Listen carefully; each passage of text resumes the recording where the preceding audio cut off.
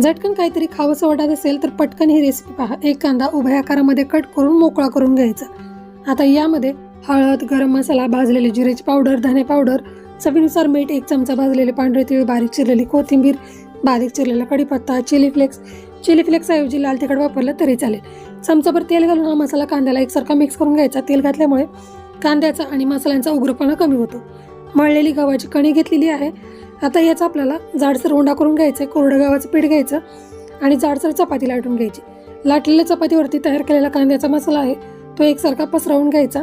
वरून थोडं चमचाभर तेल घालायचा। व्हिडिओमध्ये दाखवलंय तशा पद्धतीने याचा रोल करायचा। सुरीच्या साहाय्याने मधोमध हा रोल कट करून याचा आपल्याला अशा पद्धतीने उंडा बनवून घ्यायचा आहे। कोरडं गव्हाचं पीठ यावरती पसरवून घ्यायचं। गॅसवरती पॅन गरम करायला ठेवलेला आहे। हलक्या हाताने हा पराठा लाटून घ्यायचा। पॅन गरम झाला की यामध्ये तेल किंवा तूप घालून घ्यायचा। हा पराठा गॅस लहान करून कुरकुरीत होईपर्यंत भाजून घ्यायचा। कशासोबत ही खावा चवीला अप्रतिम लागतो।